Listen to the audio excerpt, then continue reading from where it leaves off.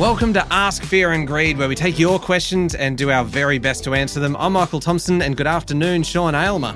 Good afternoon, Michael. Sean, today's question comes from Daniel, and there's multiple ways to ask a question. You can do it via Instagram or TikTok or basically any of the social media platforms, LinkedIn.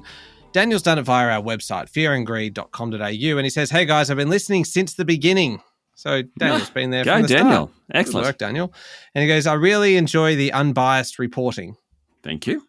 A question for Ask Fear and Greed," Daniel says. He says, "Why do we still have 3-year terms for the Prime Minister?" He goes, "I know Albo has pushed for 4 years, but even then, I feel like that isn't enough. It encourages short-sighted plans because it is results-driven so they can get re-elected. But 3 to 4 years sometimes isn't enough if you really want to plan for proper change. Could a 6-year term work?" So it's a very good question, isn't it? Yeah, it's a cracking question. Do you have an answer for it? I do. Ooh, I mean, I love this. I love this kind of question. I love politics. And this is one of those questions that people actually like to discuss at like dinner parties and barbecues and things. Yeah. It's something that everyone tends to have an opinion on.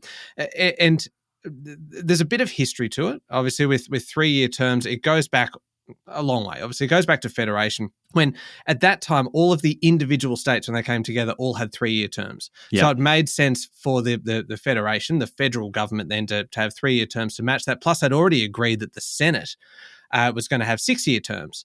And so that way you could have the lower house, the House of Reps, having 3-year terms, and then every 3 years, all of the lower house MPs would be up for re-election, and half of the senators would.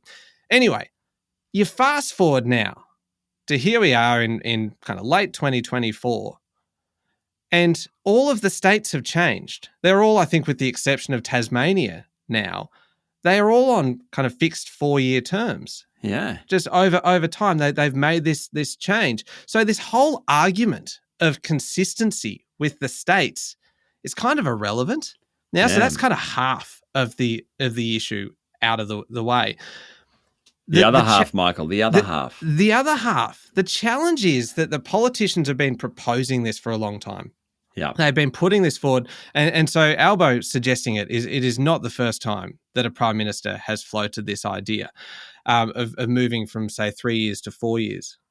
The challenge here is that the current 3-year, and part of what Daniel is kind of saying here is that the 3-year term means that there is typically a year kind of settling into a government.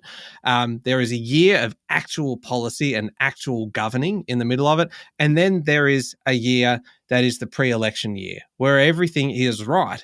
Everything has an eye on the prize, which is essentially getting re-elected. That's when your priorities suddenly change. Anthony Albanese, not the first person to call for it, is not even the only one in Parliament right now who wants it. Peter Dutton wants it as well. So there's bipartisan support for this. John Howard wanted this. Kim Beazley wanted this. Bob Hawke wanted this. It's not, though, an easy change to make. The problem is that it does require a referendum to make this change to federal parliament. Out of all of the I get very passionate about this. You're right into this. I get really excited about this kind of thing. So it tells you a lot about the dinner parties and the barbecues that I go to. Yeah. That I don't get invited to many of them anymore. The Bob Hawke is the only person to have actually put it to the people with a referendum. And it got obliterated.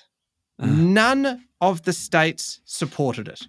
Wow. It got the second lowest overall yes vote ever in Australian history. Wow. Like that is a significant defeat. People just don't want this. Having said that, that was in the 80s. Things might have changed now, but I just feel like it feels like people have kind of different priorities now. Globally, you look at where we're at, around half the countries around the world that have a functioning government have 5-year terms. Right? 5 years. What about the Westminster ones? Well, 40% have 4-year terms. There's a few of the Westminster systems that still have 3 years. For instance, like New Zealand, Australia, New Zealand. Yep. We both have 3-year terms. But there's only 6. There's only 6 countries left in the world that have 3-year terms. Australia's one, New Zealand is the others, and the others are relatively small nations.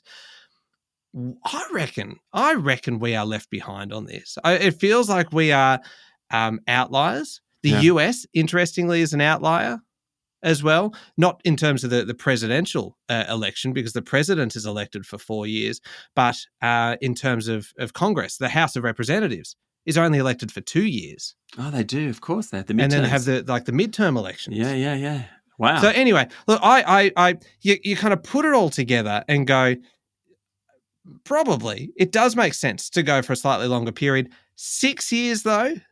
6 years. Yeah, I think 4 years good. The US does 4 years. I mean, I think India does 4 years. There's a bunch of countries that do that. And to me, it just sort of sounds right, because if we don't like them, we can get rid of them. And I suppose that's why the referendum failed, is because if you don't like someone, you want to be able to get rid of them. Yeah. But it's really hard to make policy when there's not just for the government, but also the opposition, right? They need to negotiate a position. They think, we just hang on for a couple of years. We can do this our way.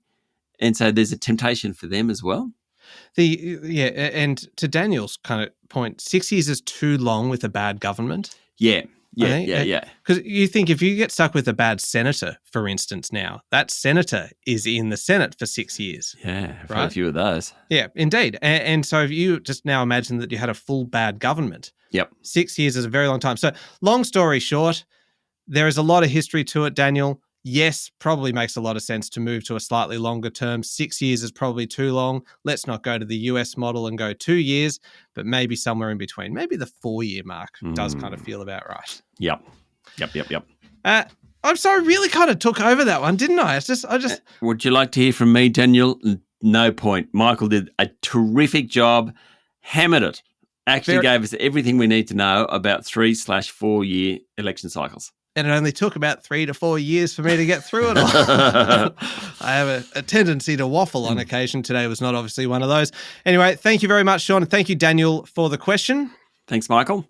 Now, if you have your own question that you would like us to answer, please send it on through via any of those social media platforms I mentioned, or do what Daniel did, head to fearandgreed.com.au. Make sure you are following the podcast. I'm Michael Thompson, and this is Ask Fear and Greed.